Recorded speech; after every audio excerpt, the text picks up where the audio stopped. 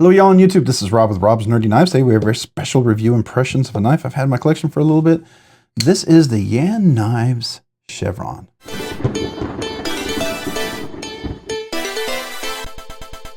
Alright, so this is the Yan Knives Chevron. Who's the designer? Who's the maker of this? I believe it is made by Riot in China. It is Chinese made.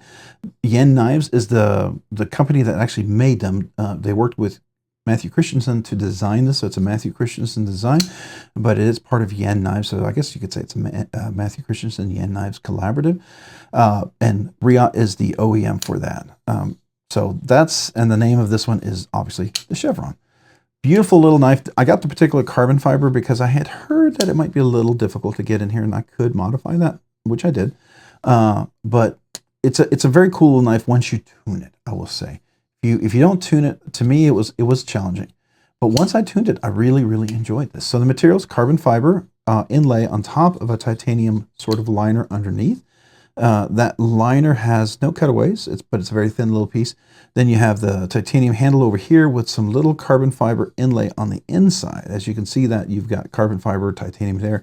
You've got titanium with carbon fiber there. Kind of give it an offsetting look. The pivot collar is a dark titanium pivot collar. It's not zirconium or anything. It's just dark. Titanium deep pocket carry clip, which is rounded, goes in and out of the pocket well. It was a little sharp, so I did round that. You can see that. There's a few areas that this was a little sharp. This was very aggressively sharp and was definitely a pocket shredder. Once you tune that, this made this knife so much more bearable and so much more enjoyable as far as I'm concerned. The lock bar is pretty thin. It's out of the way. As long as your hand's up here, you should be fine. All right. I did put Skiff Caged Bearings in here, so it does have a much smoother, beautiful action. The OEM cage bearings were fine. I mean, they're okay. They just aren't as nice as Skiff's. I will, that's just the truth. So I would consider this a smaller knife, but I do like the size of it. It does handle really well. I have large hands with big, meaty fingers, plenty of room down here. You can choke up, definitely room for extra large, maybe even double extra large. Big hands with big, meaty fingers. So I think that's cool. I mean, but it carries lightly and thinly. And I love the fact that it's a front flipper and a fuller. And both of those are very accessible and very fidgety. So they work really well. And I think, let me see, can I do this? I don't know. I sort of can. I'm not real good at doing that, but you could do the reach around, what have you, right? You can do the knuckle on here. And I could do that. Let me do that again. So I can do the knuckle right here. I can open it like that, which I consider like a little cool little bonus stuff. All right, we talked about opening, closing. It is a front flipper. It does have thumb hole, very nicely dead nut center. It does lock in place. There's no blade play. There's no pivot play. When you close it, you have a nice clickety-click detent. Goes in and out, nice and clickety-click, right? Deploys well. Hollow grind, beautiful hollow grind. Comes to a nice thin pokey tip. Great for getting into dog food, cat food, fertilizer, mulch, whatever. But it does slice very thin if you happen to need something as a tool to cook with, to cut with. I don't know, maybe you're cutting an apple. Whatever you're doing with your knife, right? Could be just cutting boxes, cutting an apple, cutting a Pop-Tart. I don't know, right? Whatever you want. But the hollow grind is beautiful, and I love that. Definitely functional. All right, how does it open and close? Well, when I first got it, it was a little stiff. I did find that people who love really strong detents are going to like the way it comes out of the box. I didn't. It's a front flipper. Front flipper should not be ridiculously difficult to front flip. You should be able to get up here and do the knuckle. And to me, if that knuckle, this little thing is difficult and rips your skin, is totally uncomfortable, that's too stiff for a front flipper. That makes this just very select few people who are going to enjoy it. If you tune that, I think it'll be really outstanding. And this has become that. I almost was going to give up on it and sell it, and then I tuned it one more time, and I was like, oh, that was perfect. So now I enjoy this. I really do pick this up quite a bit. I like carrying this knife. It's so nice. All right, closing is beautiful as well. With the skiffs in there, it locks, goes into a nice clickety click detent. What am I saying? Clickety click. Anyways, which is really nice. I think that's really outstanding. The blade, it is Magnacut, heat treated. I believe at least the 62, 63, that was their goal. So this works out really well. Nice satin finish. All right, so let's go ahead and do some weights and measurements on this guy. See where we're at with this after we've checked out the blade. So what do we want? I'm going to say maybe 3.5, 4 ounces. I don't know. 3.7 ounces. So not too bad. 3.7 ounces, which is not terrible. Overall length on this guy, it's not a super short knife. It's not a huge knife. So we're looking at one that's 7.5 inches, definitely in that realm where it's almost a full-size knife, but not quite. It's just a hair under. Overall handle, area where you put your hand looks like it's about 3 3/4. If you choke up all the way, you could maybe get 4 1/4. So definitely, for my hands with the big meaty fingers, I definitely have some extra room for other hands that could get in there. All right, the tip of the blade to the back of the handle is 3 1/4 inches. The overall cutting length is just under 3 1/4 inches. So it's not super huge. Just keep that in mind. All right, overall blade stock thickness, I'm going to guess 140 thousandths, maybe 135. I don't know. At this point, I think I know. It looks like it's really thick, and I'm probably too short. So let's see. 135 thousandths. I was actually not off too bad off on that. 135 thousandths of an inch on that one. So not bad. Not a thin blade, but what makes it really nice is the hollow grind, and it does get super slicey, and it works really well. It strops up nicely, and it does become a beautiful slicer. Really cool little blade, absolutely for any of your everyday kind of stuff. All right, so we talked about that. We talked about the thickness. All right, what category is this in? This is about $300, right at $300. I'm going to say this is the high end or regular knife. It's just, this one's $295, so probably list $295 for the carbon fiber, so I might have it $300. So you're right on the cusp between a regular and a high end knife, so $300.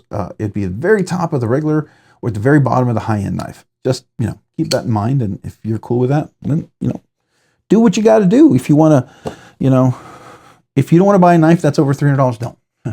And if that includes taxes and shipping and all that stuff, then keep that in mind. If you're okay buying under $300, then cool, you're all set, right? So there you go. All right. What's the purpose? EDC hard use collection piece? Sure, it could be a collection piece. Any knife could be a collection piece you want. It's up to you. You do what you do, and with what you have. I think it's definitely a collection piece, but for me, it's a carry collection piece because everything I own, I carry. Except one Safe Queen, which is my dad's fixed blade he bought before World War II in Norway when he was a Boy Scout. So that one's special, right? That's definitely a Safe Queen. It's almost 100 years old. It's probably not worth anything in the materials of itself. It's just worth more in the memories. And so for me, that's meaningful. All right. As far as hard use, I think this could be very hard use. It is a frame lock in this regard. I think some of the versions, they have scales or something, so it almost like is an inset liner lock. But this one's a frame lock. Very solid, goes in and out, pocket really well. There's no controversy on the lock bar. In this particular case, the controversy would be that this is just a little bit sharp right here. And that was filed. I filed that down. Everything was fine. This was maybe a little bit sharp. I sharpened that out. That was great. It was a little stiff in the lock bar. I tuned that so it's not super stiff, and it works really great. So I feel like that's made this knife night and day as far as EDC use, hard use, everyday carry. And then when we look at the overall design, how does it all come together? All that stuff's important to me because I want to EDC and hard use something that's comfortable, something I enjoy. And all this works together really nicely. A couple small fixes for me were great. I even opened this up a little bit, and that made this access a little bit better because I got big old meaty fingers. It's so impossible to get into these little cracks and crevices of knives. I find that almost next to impossible, right? So overall design, handles, open, close, textures, jimping, clip, lanyard, everything's great. There is no lanyard loop on this, which is I'm perfectly fine. The clip is really nice, goes in and out of the pocket. It's a little stiff. It is stiff, but it does go in and out. The ramp's not too terrible. There's nothing sharp right there. So it works. It's definitely could be a bit of a pocket shredder, right? So, I mean, just keep that in mind. As far as the textures on here, it's really nice texture, all that. The holes here, the 3 holes work really great when I'm over here and I want to hold this knife in my hand. I don't want to feel like I'm going to drop it. It kind of, yeah, it's a speed hole, but kind of helps me secure the knife in my hand. So I enjoy that. Open and close is just simply buttery goodness. The thumb hole is one of the favorites, but many people also enjoy, the front flipper, the top flipper, the whatever. So that works really well. The handles are nice, fits comfortable, ergonomic. This little clip goes into the middle of my hand. I don't have any hot spots. Really, really comfortable. Overall feel, open and close, just nice. Just nice. Really nice. I enjoy that a lot. All right. Fidget factor scale, what do I think? Okay, so you've got a front flipper, you've got 2 thumb holes. They both work really outstanding. So I'm going to give it a 4, absolutely a 4 in a fidget factor scale. I think that's very, very reasonable, very fair for this particular knife. Of course,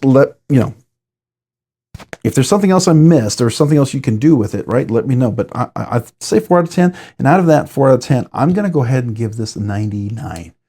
I might take 1 point off just because you've got to get a little high every time, but once I remember to do that, it's like almost 100, right? So really 99, 100, I don't see a big difference. It's just phenomenal. Absolutely phenomenal. Yeah. So I'm going to give it a 99. A+, works really well. All right. So my overall thoughts, my overall recommendation, where do I stand? I highly recommend this knife. So I said it was a 99 overall.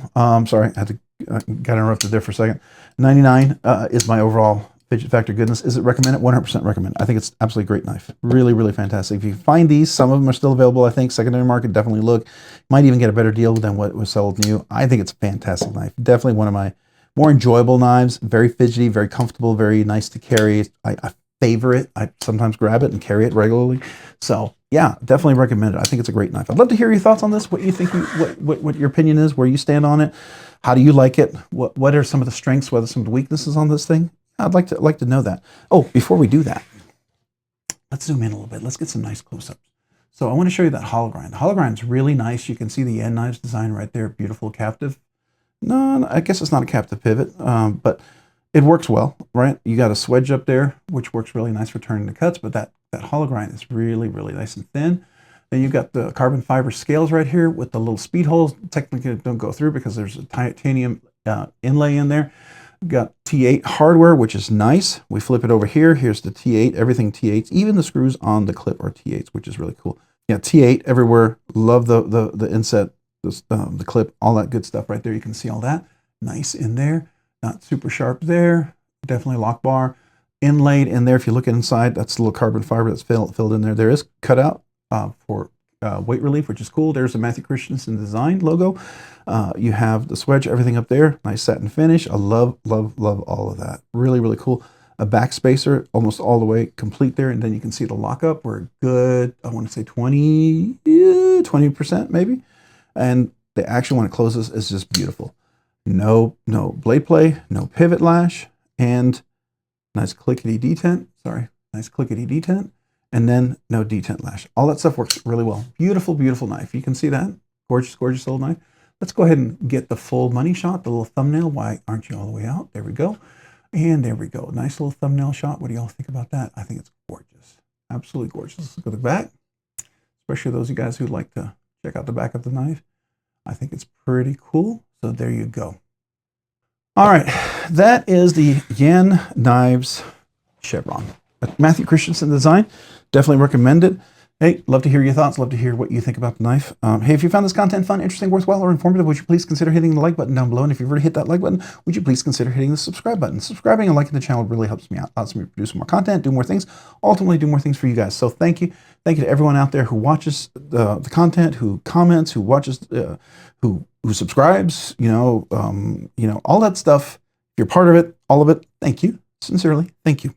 If you haven't already, hit that notification button down there below as well, so you can be notified of future content like this video.